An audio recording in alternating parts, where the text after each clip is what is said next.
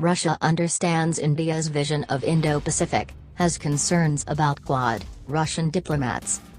Russia understands and supports India's inclusive vision of the Indo-Pacific based on international law but has concerns about the quadrilateral security dialogue or Quad that could jeopardize regional cooperation, the two top Russian diplomats in New Delhi said on Monday.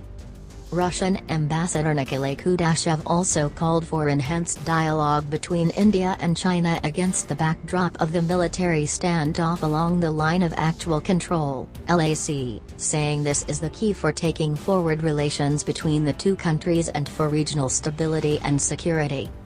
India had recently pushed back against Russian Foreign Minister Sergei Lavrov's contention that the West's Indo-Pacific policies were aimed at enmeshing India in anti-China games and said New Delhi has an independent foreign policy based on its national interests.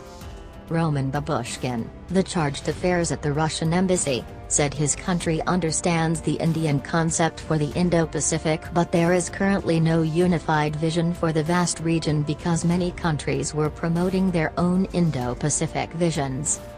This has led to the creation of mechanisms that are non-inclusive as compared to the Indian approach to the Indo-Pacific, which we understand very well and support the inclusiveness and its reliance on international law, he added.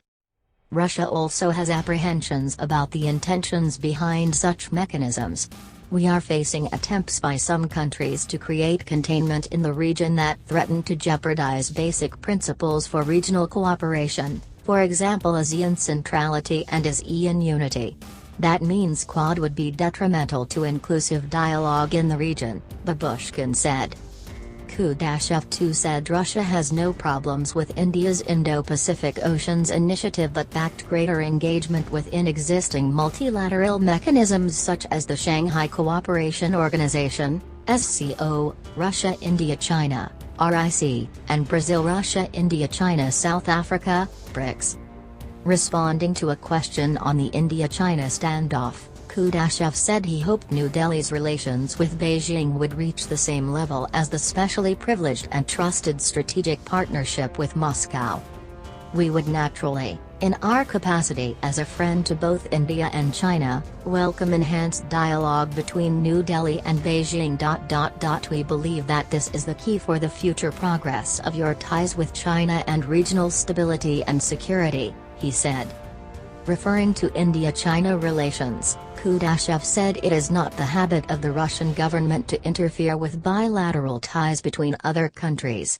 He added, but if you would question me what would be our preference, our vision, our goal and our message to the region, it is that we offer a unifying agenda, the concept of the larger Eurasian partnership which should bring the two ends together, which could bring together Russia's vision, the Chinese vision, the Indian vision.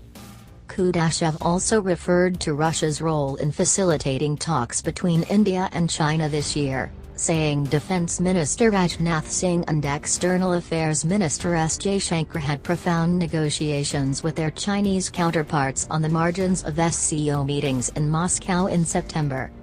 It was very significant in the context of constructive engagement of both sides to maintain peace and tranquility at the line of actual control. Russia is a trusted partner for India and China, and we feel it is vital to ensure a positive atmosphere for cooperation between the two neighboring Asian giants, he said. Lavrov's comments on the Indo-Pacific and India falling prey to moves by the West to entangle it in anti-China games were criticized by Indian experts and commentators. The External Affairs Ministry also said India's relations with each country are independent of its ties with third countries.